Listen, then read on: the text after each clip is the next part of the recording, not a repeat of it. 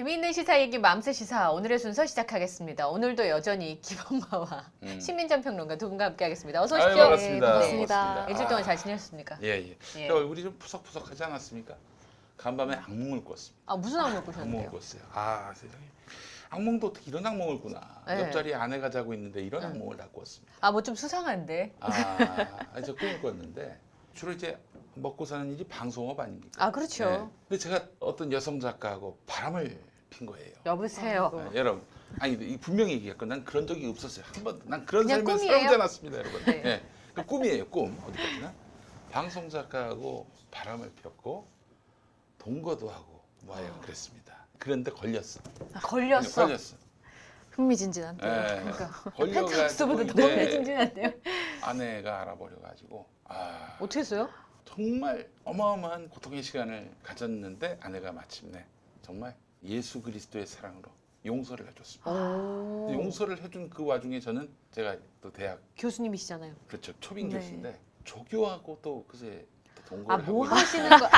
아니 꿈에서 그냥 혹시 아주 그냥 드라마의 영향이. 예 그래 조교하고 바람을 피고 있는 중에 이미 그 걸려가지고 헤어진 작가하고의 동거 불륜에 대해서 아내가 용서를 해주는 거야. 이번 아. 사건은 모르고 어? 두 번째 조교 그거는 사건은 몰라. 모르는 이러고 상태. 아내가 몰랐어. 우리 보통 이럴 때 호박씨 간다 그러잖아요. 네. 네. 이러고 있는지를 모르고 네, 그래서 그런 와중에 말은 고맙다고 하지만 고맙다는 얘기가 이제 말만 나왔을 뿐이지 마음속으로는 고맙지가 않은 거야. 이미 난 조교하고 또 바람이 났으니까. 이런 와중에 뭐또 와주 이런 와중에 부인하고 이혼하고 이제 이혼을 당했지. 당했. 즉시 재혼을 했는데 누구와 누구와? 재혼을. 돈 많은 여자하고 그 앞에 두 사람이 아니고 그렇지. 둘이 아니고요. 그 작가도 사람 조교도 아닌 어. 제3자와 또 그지 그 이런 사이에 천하에 이혼 과정 속에서 교체가 됐어요. 그 조교하고는 헤어지고 그래서 이거 드라마 작가로 쓰면 펜트하우스 넘어가겠는데요. 김수록 작가 긴장하겠는데요. 아, 펜트하우스로 예. 넘어가는. 예, 그렇습니다. 그런 꿈을 간밤에 꿨습니다. 예. 근데 꿈이 여기서 끝나는 게 아니라 또 뭐 있었는데 여기까지 하겠습니다. 예. 여기서 끝나는 게 시즌 3를 네. 앞두고 그러니까. 뭔가 예. 끝난 한 느낌이네요. 번 더 꾸세요. 그럼 이제 진전될 것 같은데. 그래서 참 이런 꿈을 꾸면서 이게 식은땀이 다 났습니다. 그게 나의 인생이라면, 내 실제 있는 일이라면은 인생이라면 어떠실 것 같아요? 이런 일이 어떻게 있을 수가 있을까? 아니 근데 어떻게 사랑이 그렇게 빨리 움직일까? 응? 그렇죠? 그건 병이죠. 병입니까? 아, 그럼 병입니다. 병이죠. 네, 네, 이건 만약에 사랑- 저 꿈대로라면. 음. 네. 아. 본인은 사랑일 수 있겠지만. 그래요. 그 뒤로 제가 2012년 총선에 출마를 해서 그게 들춰져서 개망신을 당하는 그런 꿈을 또 꿨습니다. 네. 아주 흥미진진한 스토리인데요. 예, 아, 그렇습니다. 그런 꿈을 다 꾸는지 모르겠습니다. 그러니까 정리를 하면은 첫 번째 작가하고 불륜 관계를 맺었다가 아내가 그건 용서를 해줬는데 용서해줄 그때는 조교하고 여성 조교하고 또 바람을 필 때였고 그래서 끝끝내 이혼을 했는데 재혼한 사람은 조교가 아니라 돈 많은 여자다. 그래 놓고 내가 나중에 국회의원 선거에 출마를 했다. 이런 그랬다가 탈탈 털려서 예, 아주 떨어졌다. 개망신을 당하는 그런 꿈을 꾸었습니다. 근데 꿈 중에 또 이런 에피소드가 있었어요. 처음에 불륜 관계를 맺었던 작가가 무수히 많은 축하의 카톡글을 받아요. 너 결국 그 남자하고 결혼하게 됐다면서. 오래전에 헤어졌는데 헤어졌는데 네, 모르고 이런 에피소드가 이 꿈속에서 하나의 작은 한 부분을 차지했습니다. 길게 주무셨나 봐요. 굉장히 이야기가 한마디도 얹지 구구절절이네. 못할 정도로 흥미진진해서 예, 이거 그냥 베개가 땀에 젖었어요. 예. 근데 보통 그러면은 음. 좀 더 자면 연속해서 꾸는데. 음. 왜냐면 앞에 거 연이어서 꾸잖아요. 네. 그만 주무셔야겠어요. 더 이상 그래요? 터지면 심장이 일하세요. 벌렁거려서. 잠을 안 되겠어요. 안 그만 자겠습니다. 주무시고. 앞으로 네. 여러분 약속드립니다. 잠을 안 자겠습니다. 네. 그래요. 오늘 아니 이거- 이렇게 저 바람 피는 남자들은 어떤 바람 피는 남자들은 이혼할 생각이 보통 없는 것 같더라고요. 제가 보니까. 또 그렇게 바람을 필 때는 아내한테 잘합니다. 아 그런가요? 그래서 왜 가끔 갑자기 남편이 안 하던 짓을 하고 너무 잘해주면 의심해봐라 그런 얘기 하잖아요. 음. 제가 아는 분은 가방을 선물을 받았는데 음. 되게 비싼 우리나라에 사기 좀 어려운 음. 가방이었대요. 음. 근데 어떤 여성이 똑같은 가방을 들고 있더라고. 흔하지 않은 나중에 그 가방을. 찾고 그러니까 이제 불륜녀를 만났는데 음. 가방이 똑같다고 하더라고요. 아, 그러니까 그러니까 그게 이제 아까 말씀하신 것처럼 자기가 좀 약간 찔리니까. 예전에 그 싸이월드가 한참 유행일 때는 싸이월드. 싸이월드 도토리. 부부인데 결혼한 네. 부부인데 부인이 남편이 좀 수상해요. 그래서 그 친구 댓글을 보고 따라 들어갔는데 세상에 어떤 여성 보니까 자기하고 신혼여행 갔을 때 장소도 똑같고 촬영 지점도 똑같고 그리고 갔던 식당도 똑같고 선물도 똑같고 이거 보면서 이제 직감을 하게 된 거지. 아. 결국 깨졌어요.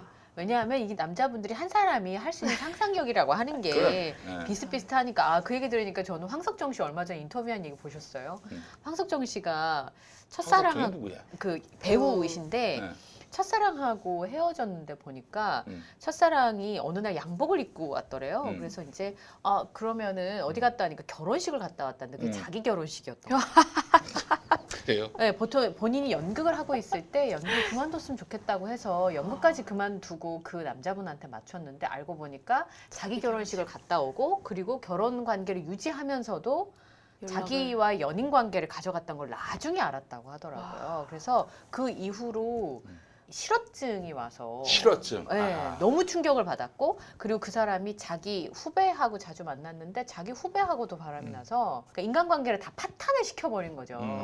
그 주변에. 그래서 제가 그걸 보면서 참 아이고 이렇게 진짜 말을 못하겠네요. 병이라고 봅니다 저는. 이 병이에요. 뭔가 새 그런 사람은 사람한테 병이에요, 제가 봤을 계속 때. 뭔가 사랑을 받는. 그러니까 네. 새로운 사람한테 자기가 되게 호감 있는 스타일이라는 걸 계속 확인하고 싶어하는. 아니면 자기 나르시시즘인가 그런 게? 네, 그런 그 비슷한 것 같아요. 네. 그러니까 자기가 이제 아직도 먹힌다. 뭐 이런. 그쵸. 그죠? 아직도 그런 거 아닌가? 먹힌다는 그 남자분이 얘기를 해보셔야지 알지 뭐 사실 그 마음을 짐작만 할 뿐이지 알 수가 아, 없어요. 좋습니다. 그거는 나르시시즘이라고 봐야 될 것 같아요. 나는 누구에게나 다 사랑을 받는다. 인기가 있다. 네. 그런 식으로 이제 스스로를 미화하고 합리화하는데 난 이게 궁금합니다. 불륜녀의 마음은 무엇일까? 물론 상대가 결혼한 남자하고 뭐 다른 애인이 있고 이런 걸 몰랐다면은 이거는 여기 해당하지 않지. 근데 분명히 가정이 있고 그런 남성인 걸 아는데 불륜 관계를 맺는 건 도대체 그 남자 무슨 심리? 정리하겠다고 약속을 했겠죠. 아 이혼하고 너하고 아, 결혼하겠다. 100% 아니 불륜일 때 내가 이렇게 너를 양다리로 만날 거를 오케이하는 여성이 누가 있겠습니까? 내가 곧 그래요. 정리한다. 결국엔 사랑 드립이죠. 사랑. 네. 사람들이 그리고 정말 내가 절절한 우리는 세상에 둘도 없는 오. 사랑이라고 오해를 하게 만드는. 우리 와이프와 관계는 내가 너무 힘들지만 지금 이제 이걸 정리하려고 하는데 내가 진짜 사랑을 만났다. 내가 너하고는 이전과의 상황과 다른 사랑을 하게 될 거다. 이런 희망을 심어주는 거죠. 그래서 여성들이 나쁜 남자랑 연애를 하는 거 아니겠습니까? 아. 나하고는 특별한. 이전의 여성들과 나는 다르다. 그 와중에 이제 꼬시면서 자기 부인의 비정상성 네. 이런 것들을 얘기하는 계속 거지. 얘기하겠죠. 그럼 이제 그건 진짜 이거 뭐 치졸한 인간이죠. 정말 아니, 내 우리 부인의 조강지처들은 막 뭐 지금 열물 터져가지고 지금. 조강지처. 네. 정치적 용어입니다. 아 그렇습니까? 그 저 부산에서 그런 거 플래카드 걸면 선관위에서 안 된다고 아 하죠. 죄송합니다. 예. 봄날이라는 표현까지도 그걸 뭐 플래카드를 달지 못하게 한다면서 어. 뭔 세상에 그런 게 다 있나. 예. 네. 그래, 조강지처 참 좋은 말입니다. 그게 무슨 차별적 용어 아니에요. 이게 뭐냐면은 그 쌀껍데기를 같이 먹던 가난했던 그 시절을 시절을 함께 공유하는 보냈던. 부부의 관계, 그 신의가 있는 부부의 관계를 말하는 게 조강지처인데 조강지부도 될 수 있는 거야. 조강지부. 그게 성차별적인 용어인가요?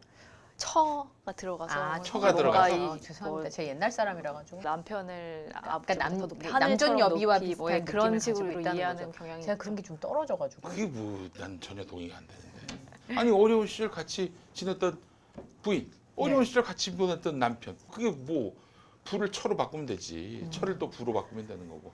근데 이건 저는 뭐 다른 걸 다 떠나서 신의의 문제, 의리의 문제. 사실 이거 부부관계도 애정이나 사랑이라기보다는 이후에는 전후에 비슷한 그럼 거잖아요. 불쌍해서 같이 사는 것도 있어. 전쟁터에서 군인들이 동료가 쓰러지는 거에 분노해서 전쟁을 하는 거래요. 나라를 위해서 전쟁을 하는 게 아니라. 아, 같이 고생을 하고 같이 잠자던 전우가 음. 적군에게 당하는 그걸 보는 순간 전투를 할 수 있는 전투력이 생기는 거라고 하더라고요. 운동권도 마찬가지입니다. 우리 저 선배가 잡혀가고 고문당하고 그리고 수배당해서 도망다니고 내일 자기가 잡혀갈 것 같다라고 하면은 그 전날에 포장마차에서 같이 울고 소주 까면서 말이죠. 이래서 이제 80년대 대학생들이 다 운동권이 된 것도 그 맥락으로 봐야 되는 거예요. 그렇습니다. 조강지처가 좋더라. 예. 네, 요즘 제가 핫한 노래인데. 핫한 노래예요. 다른 분의 꿈속의 얘기를 너무 제가 흥분해가지고. 아 그래요. 예, 그 죄송합니다. 남의 꿈 얘기를 갖고 제발 이렇게 꿈이어야 될 흥분하십니까? 텐데 어디서 네. 일어나는 일이 아니어야 돼. 다시 한번 정리하자면은 먼저 이제 작가하고 바람이 났고 그 사이 또 조교하고 바람이 났는데 그 사이에 나의 부인은 작가하고 바람 핀 것에 대해서 용서를 해주고 근데 결혼은 결국 돈 많은 여자하고 했다. 그리고 축하는 작가가 받고. 네, 여러분 꿈입니다. 제 아, 꿈속에 있는 디테일 이미지. 너무 디테일해서. 디테일 네. 살아있네요. 네. 네. 근데 한 작품 쓰세요. 네. 네, 성공하실 것 같아요. 조만간 여러분 기대해 주십시오. 제가 웹소설을 좀 쓰려고 계획하겠습니다. 성공하실 것 같아요. 제가 네, 봤을 때. 웹소설 제목을 붙여봤습니다. 조선 고구마사. 제 아들하고 실제로 조선 고구마사라는 패러디 드라마를 한번 구상을 했는데 아드님하고요. 중국의 사신, 명나라 사신이 왔는데 우리나라의 문종대왕께서 대접을 하는데 조선 구마사는 뭐 중국 음식으로 대접하는 게 나오잖아. 네. 우리 문종대왕은 중국 사신한테 고구마만 대접을 해요. 아이고 소설이 너무 길었습니다. 제 네. 꿈 얘기가 너무 길었네요. 네. 예. 오늘 광고부터 가겠습니다. 네. 해와솔의 고박사 홍삼순입니다. 현재 김용민닷컴에서 가장 잘 나가는 건강기능식품 중에 하나인데 건강식품, 건강음료가 아닙니다. 아, 그 다른 건가요? 대한민국 식품의약품안전처로부터 그 기능성을 인정받은 건강기능식품입니다. 아, 건강 음료가 아니라 건강 기능식품. 예, 바로 한의학학 박사인 고장호 박사가 일상을 지키는 면역 방패라는 별명을 붙여서 만든 고박사 홍삼순입니다. 네. 면역력 하면 홍삼, 홍삼하면 수없이 많은 브랜드와 상품이 있습니다. 한의학학 박사 고장호 박사는 이렇게 주장합니다. 먹기만 한다고 좋은 게 아니다. 면역 세포의 70%는 장에 집중되기 맞아요. 때문에 우리 몸의 면역 체계의 균형은 소화기 건강에 달려 있다. 즉 홍삼의 기운이 온 몸에 퍼질 수 있도록 제대로 소화할 수 있게 만드는 것이 바로 건강기능식품 고박사 홍삼순이라는 거지요. 네. 예, 한약학 박사가 제대로 만든 면역 방패. 자, 고박사 홍삼순을 김용민닷컴에서 인터넷 최저가보다 더욱 저렴한 압도적 최저가로 만나보시기 바랍니다. 현재 고박사 홍삼순의 인터넷 최저가는 58,000원. 네. 그러나 김용민닷컴이 이 가격에 팔면 안 되죠. 구매할 때 바로 할인되는 즉시 적립금이 10,000원입니다. 이걸 사면은 58,000원에 사면은 10,000원이 적립됐는데 그 10,000원을 즉각 활용할 수 있어서 당음을 쓰는 게 실상은 아니라 48,000원. 그러니까 10,000원 더 깎아주는 효과가 있는 그렇습니다. 거네요. 예. 자, 준비된 수량이 소진되면은 10,000원 할인 이벤트가 자동 종료되니까 더 늦기 전에 일상의 면역 방패 고박사 홍삼순을 김용민닷컴에서 압도적 최저가에 만나보시기 바랍니다. 네. 자, 한번 또 우리가 면역 방패를 삼켜야 되겠죠. 오늘 커플 룩이시네요. 이렇게 아 그래요. 잘 어울려. 아 그러네요 보니까. 네, 홍삼수지랑 네. 커플 룩이시. 호호호호 한국 사람은 고박사 홍삼순을 먹어야 합니다. 음, 예, 역하지가 않아. 음, 달달해. 달달한 고박사 홍삼순 음. 많은 사랑 바라겠습니다. 홍삼 타 먹고 이러는 게 너무 귀찮아서. 그렇지. 그쵸. 몸에 좋은 건 아는데 음. 이 가방에 이렇게 넣어가지고 음, 간들 때마다 이렇게 음. 와인샷을. 두 분은 저 너무 좀 많이 필요하실 것 같아. 고박사 홍삼순. 아, 네. 네. 없어서 못 먹죠. 아 그래. 이거 가져가세요. 이거. 네. 자, 고박사 홍삼순 아, 여러분 많은 사랑 맞습니다. 바라겠습니다. 네. 자, 오늘 신미전 평론가께서 첫 번째 얘기 준비하시잖아요.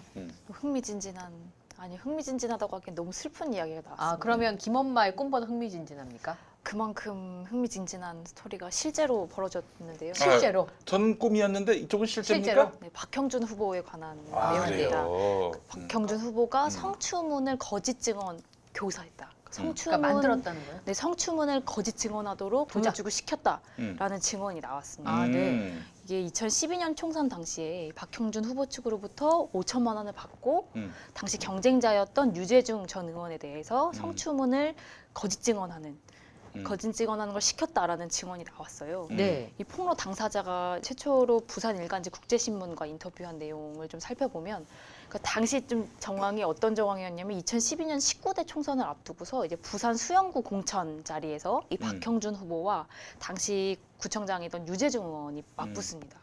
근데 이제 당시 새누리당 분위기가 이제 새 대선 주자인 박근혜 쪽으로 쏠려 있었고 그래서 이제 친박계 쪽에 공천권을 가지고 있어서 MB 계열이었던 박형준 후보는 좀 밀리는 상황이었고 또 유재중 의원이 유리한 상황이었어요. 그런데 경선을 2주 앞두고 네. 유재중 의원의 성추문이 터진 거예요. 성추문. 한 여성이 새누리당 공천위원회에다 내가 유재중 후보와 수영구청장으로 있던 당시에 구청장실에서 성추행을 당했고 그리고 이후 불륜 관계로 발전했고 유 후보의 아이를 임신한 다음에 낙태까지 해서 가정이 파탄났다. 엄청난 내용의 성추문 확인서가 이 새누리당 공천위원회에 제출됩니다. 그래서 공천 기간이 실제로 미뤄졌어요. 경선이 미뤄지고 그리고 유재중 의원이 막 삭발하면서 억울하다. 이거 사실이 아니다. 이거는 난리가 났었는데 이런 논란에도 불구하고 결국 경선에서 유재중 의원이 승리를 했고 그리고 박형준 후보는 여기에 승복할 수 없다면서 무소속으로 출마를 선언해서 결국에는 유재중 전 의원이 재선에 성공하는 네. 그런 일이 있었습니다. 근데 네. 이 사이에 이 성추문을 폭로한 당사자가 아주 적극적으로 이제 기자회견도 하고 그리고 이거는 성추문이 아니라고 저 유재중 의원이 거절하는 것은 자기가 당선을 목적으로 이건 허위사실을 공표한 거다라면서 공직선거법으로 허위사실 공표로 고소를 하기도 합니다. 아, 박형준이? 아니요. 유재중을 불륜관계였다라고 주장한 여성이 이 유재중 의원을 저 거짓말이다. 아니라고 하는 건 허위사실 공표다. 아, 선거에 하면서- 당선되기 위해서 네. 거짓말하고 있는 거다. 네, 그렇게 해서 이게 이제 법정으로 옮겨갑니다. 그리고 유재중 의원 측과 그리고 이 여성이 같이 맞고소를 해서 한 법정에서 다투게 됐는데 유재중은 이 여성을 무고로 걸었고. 그렇죠. 네, 무고로. 근데 이게 선거 후에 음. 재판 과정에서 이 폭로 내용이 모두 다 거짓이었다라는 것이 밝혀집니다. 아, 나중에 재판에서요? 네. 선거 끝나고? 그래서 이제 유재중 의원은 허위사실 유포에 대해서 당연히 무죄 판결을 받았고요. 음. 유재중 의원을 고소했던 이 폭로 당사자는 무고와 선거법 위반으로 실형을 받았습니다. 이게 이제 시험을 이런 받았어요. 경우가 종종 있는데 비단 이런 성 문제가 아니더라도 근데 거의 대부분은 둘 다 처벌을 안 받는 경우도 많이 있어요. 어떻게 그럴 수가 있는가라고 네. 생각하실 수 있는데 그러니까 입증이 잘 안 되면은 이 후보가 잘못을 저질렀다 이것도 무죄가 되는 거고 이걸 폭로한 사람들도 무죄가 무죄가 되는 되는 경우가 경우가 있어요. 있어요. 네. 실체를 알 수가 없는 경우. 아. 특히 이런 성 문제 같은 경우에는 그 실체를 알기가 쉽지 않지. 아, 그렇죠. 두 누가 사람 사이에 촬영하지 않는 있었던 이상은. 일들이니까. 네. 그럼에도 불구하고 이쪽은 완전히 말하자면은 혐의를 벗었고 유재중은 네. 혐의를 벗었고 이쪽은 폭로한 사람은 무고까지 입증이 돼서 감옥 갔다. 그럼 굉장히 명백하다. 명백한 사건이 된 거예요. 이건. 어.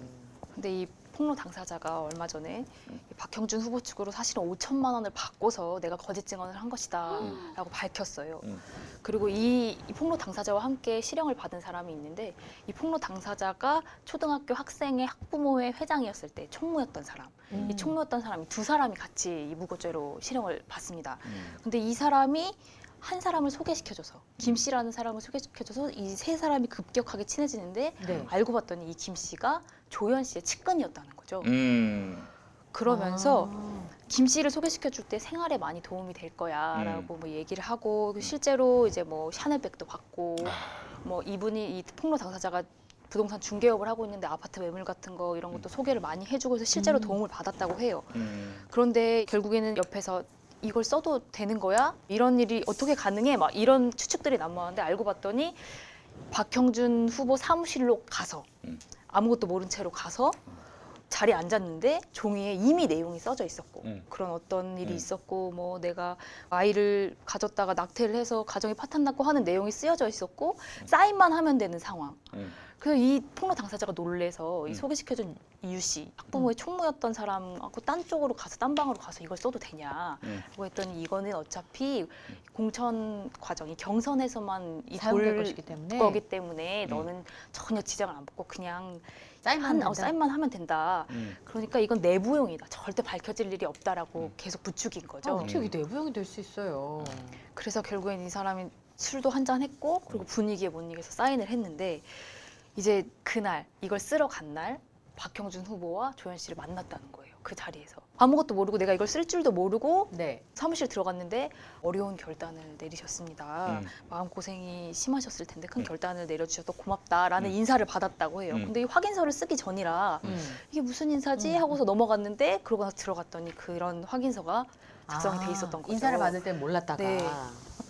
그리고 이 확인서를 쓰고 돈을 받고 막 기자회견을 하고 나중에는 기자회견도 해요. 결국에는 이 옆에 있던 옆 사람이 같이 실형을 받은 사람이 언니 우리가 이미 이거 증언을 했고 돈도 받았기 때문에 해야 이제 된다. 더 이상 이거 밀고 가지 않으면 우리가 더 처벌받는- 뒤집어 쓴다. 그러니까 우리가 적극적으로 나서야 된다. 그래서 기자회견도 하고 그러면서 박형준 쪽 사람들과 접촉이 있었는데 당시에는 이 폭로 당사자가 박형준 보좌관이었는지 비서였는지 이런 걸 전혀 모르다가 나중에 알고 보니 이게 다 측근에서 유도하고 같이 만나면서 이런 도움을 주고 했던 사람들이 다 박형준 후보와 관련된 사람이었다라는 거예요.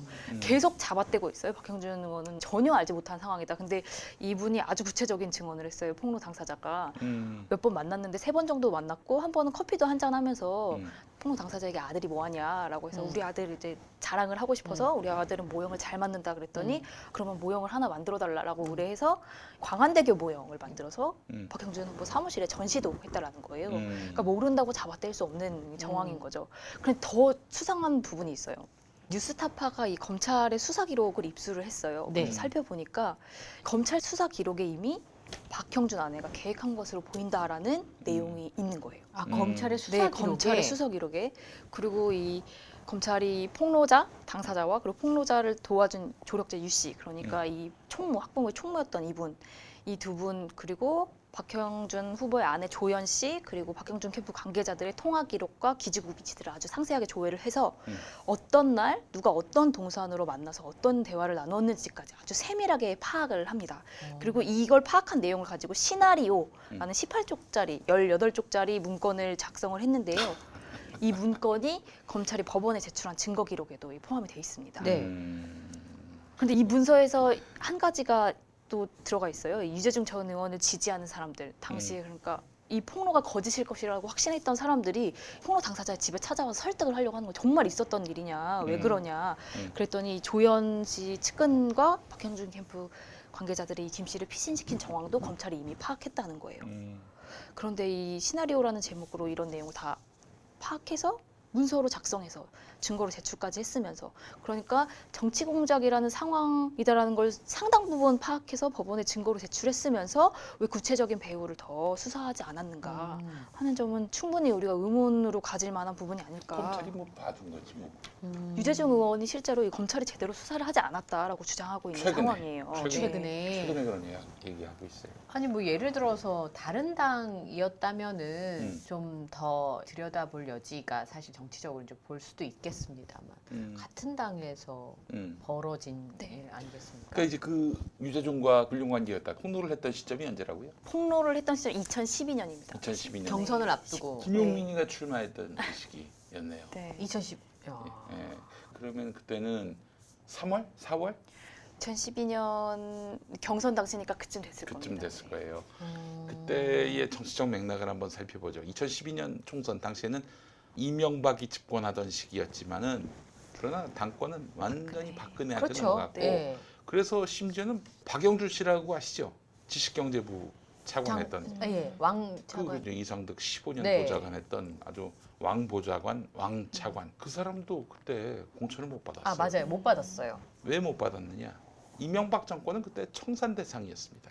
2008년 총선 때는 친박들이 공천 학살을 당했는데 네. 2012년에는 어떻게든 MBK. 이명박의 그림자를 지우려는 당 이름도 바꿨던 거 아닙니까? 한나라당에서 새누리당으로. 새누리당으로 그랬던 와중이었는데 박형준은 이렇게 하다가는 자기는 또 이명박의 핵심 측근인데 네.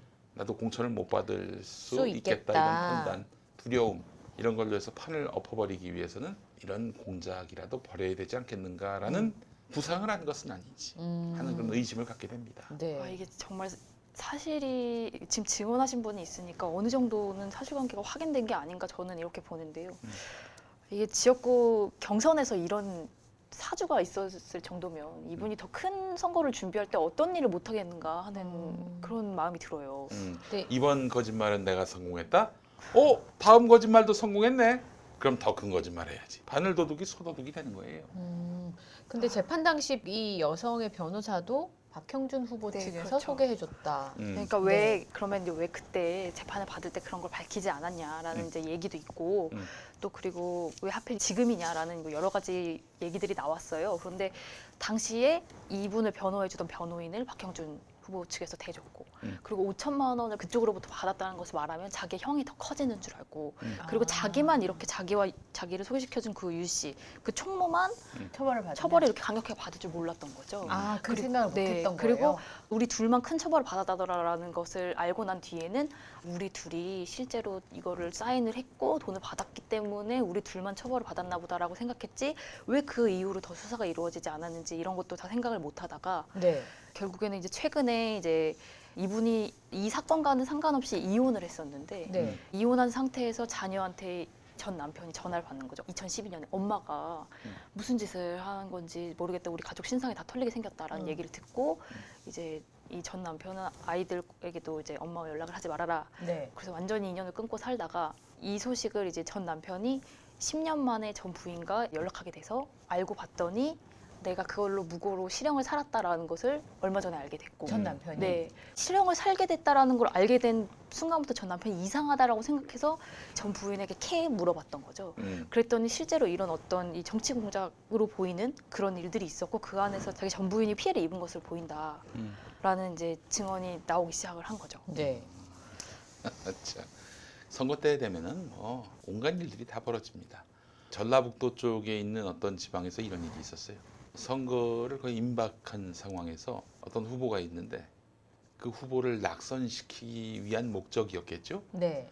그 지역에서 가장 많은 이들이 찾는 대형마트 앞에서 어떤 여성이 모자를 푹 눌러 쓰고 마스크를 썼나 선글라스를 꼈나 하여튼 자기 신원이 드러나지 않게끔 하더니 큰 피켓 같은 걸 들고 그 후보로부터 제가 기억이 안 나는데 성폭행을 당했다고 했나 아니면 뭐 불륜관계라고 했나 성폭행이었던 것 같습니다. 마트 앞에서요? 마트 앞에서 엄마들이 많이 오가시는. 그렇죠. 시장 보러 많이 다니시니까. 그리고 선거에서 당연히 이 사람은 떨어졌죠. 홀연히 사라졌어. 그 여성은. 결과적으로 그 후보는 아무 상관이 없어요. 그 여성은. 좀 그런 일이 벌어지기도 하는군요, 실제로. 그렇죠. 그러니까 그래서 제가 늘 주장하는 건 뭐냐면은 우리 사회의 미투는 난 99%는 다 진실을 얘기하는 거라고 보지만은 정말 미투, 가짜 미투를 통해 정치적 이익을 실현하려는 사람들이 세상에 아무도 없을까? 요즘 같이 이렇게 뭔가 좀 터뜨렸을 때 무조건 믿어주는 분위기, 이 분위기를 이용해서 시간도 얼마 없고요. 선거일까지. 이런 공작은 과연 없을까? 이런 의문을 우리는 항상 가져야 된다라고 저는 생각을 합니다. 그래서 유재중 씨가 아주 뭐 정말 명운을 걸고 싸웠는데 하여간 박형준은 자기가 여기 가담했는지 그리고 이 사안과 관련해서 정말 공작을 벌인 게 있다면 부산시장 당선돼도 그만둬야지. 민간인 사찰만 해도 이건 그만둬야 됩니다. 아니 어떻게 공직에 있는 사람이 말이죠. 국민들 뒷조사를 하게끔 하고 보고서를 받습니까? 자기가 주도했다는 증거도 드러났는데 주도한 정도가 아니라 알았다고 하더라도 그걸 그냥 넘겼다면은 이거는 공직에 오를 자격이 없는 거예요. 저도 6대 의혹, 7대 의혹 다 밝혀져야 되지만 이미 민간인 사찰한 것만으로도 부산시장 자격이 없다라고 판단. 그건 저기 뭐야 통장 반장도 안 됩니다. 그거 안 돼요. 큰일 날 일이지.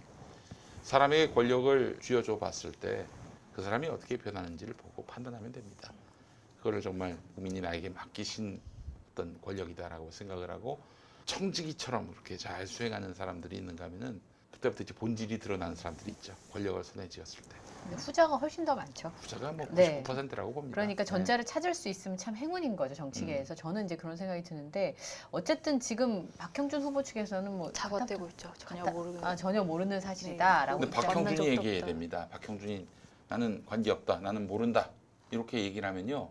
이제 그 구속력이 생기는 거야. 근데 측근들이 얘기를 하는 것은 측근들이 얘기하는 거는 그 사람들이 모르고 지들이 얘기한 건데 뭐 나하고 무슨 상관이야. 내가 얘기한 게 아니잖아. 박형준이 이렇게 나올 수 있어요. 그래서 본인이 얘기하게끔 만들어야 되는 거고 지금 뭐 얘기를 잘 안 하죠. 예. 되도록 피하거나. 근데 뭐 아니면- 하태경 의원은 이번에 폭로한 전 남편이 김영춘 후보와 아는 사이다. 아니 그게 네, 무슨 계속- 상관이에요. 그렇죠. 지금 계속 그런 식으로 가고 있어요. 뭐 오세훈 후보 관련한 내용도 그렇고 어떤 증언이 나와도 이 증언 자체에 집중하기보단 이 사람이 뭘 잘못했던 사람이더라. 아, 믿을 네, 수 없는 그렇죠. 메신저다. 조선일보도 계속 그런 보도를 내고 있는데요. 뭐 생태탕집 주인이 지금 뭐 도박 예전에 하는 거를- 벌금 받았다. 네, 도박 관련한 걸 방치해서 벌금을 받았다더라. 누구 증언한 사람이 누구와 관계가 있는 사람이라더라. 이런 걸 지금 보도하고 있는데 더 중요한 건 그게 아니죠. 사건의 본질인데 아까 그렇죠. 말씀하신 것처럼 검사가 썼던 그 그쵸. 이거는 분명히 이것도 나중에는 꼭 밝혀져야 될 상황이라고 생각해요. 왜 검찰 수사 기록에 거기까지만 가는지. 네, 분명히 박형준 아내가 계획한 것으로 보인다는 내용이 있는데도 불구하고 실제로 그러니까 몸통이라고 볼 수 있는 몸통 수사는 전혀 사주를 없었던 한 사람을 사주를 한 것으로 보이는 사람을 검찰이 수사를 안 한 그렇죠. 상황인 거죠. 왜냐하면 18쪽이나 되는 시나리오를 아주 상세하게 썼어요. 그러면 이미 음. 검찰은 알고 있었다는 내용이거든요. 알고 있었지. 그럼 이거는 검찰이 이건 제대로 수사하지 않았다라고 충분히 볼 수 있다. 그렇게 볼 수 없는. 무고죄도 검찰이 기소했을 거예요. 그렇겠죠. 그렇죠. 그러니까 형사 처벌을 받는 거지 그렇죠. 그분이. 근데 이제 당시에 그걸 알고도 그 사주한 몸통이 누군지 거기까지 파고들지 않았다는 거는 이는 검찰이 박형준 씨를 대놓고 봐주려고 했던 게 아닌가. 아니 박형준이 아니라면은 박형준 아닌 다른 사람을 기소해야 될 거 아니야 그 사주한 그 사람이. 누구라도 네. 몸통이라고 예상되는 사람은 누구든 기소를 했어야 해서 되는데 그 피해 갔다면은 사왔어야 박형준일 되는데. 가능성이 농후한 거예요. 통화 기록과 기지국 위치 같은 걸 아주 세밀하게 다 파악했는데 파악을 박형준 했는데. 후보의 통화 기록, 박형준 후보의 기지국 위치는 법원에 제출된 이 증거 자료에 없습니다. 이러니 검찰 개혁이 필요한 겁니다. 예. 이러니 필요한 거예요. 정치 개혁도 필요하고. 야, 이번 오세훈도 그렇고 박형준도 그렇고 말빨은 있는 사람들 아닙니까? 그렇죠. 스마트한 이미지도 가지고 사람들이 있고요. 아주 많이 말끔하고 예. 뭔가 상식적인 보수 그런 이미지로 뭐 중도 많이, 보수적 네, 이미지. 그리고 뭐 저기 썰전 이런 데 나와가지고 그렇죠. 예 그래도 저 중도적인 가치 중립적인 그런 보수 논객으로 비춰졌고요. 네. 하여간 이 사람들은 털면 뭐 그냥 털지 않아도 그냥 자갈을 흘리고 다닙니다. 자갈을. 모래도 아니고 자갈을 흘리고 다녀요. 너무 다양한 분야에서 너무 음. 다양한 이야기가 쏟아져 나오니까 참 예. 그래서 저는 뭐그 박형준의 의혹도 의혹이지만은 우리 국민들이 어떤 누군가의 비리 스캔들 나왔을 때 이런 것들에 대해서 면밀히 들여다보고 이 사실인지 아닌지를 아주 객관적으로 검증할 수 있도록 해야 하고 수사기관은 이런 어떤 강제 수사가 가능한 기관에서는 국민들의 의문을 풀 수 있게 해줘야 되고 선관위도 그 역할을 해야 되는 것이고 무엇보다도 언론에서 그 일들을 열심히 해야 한다.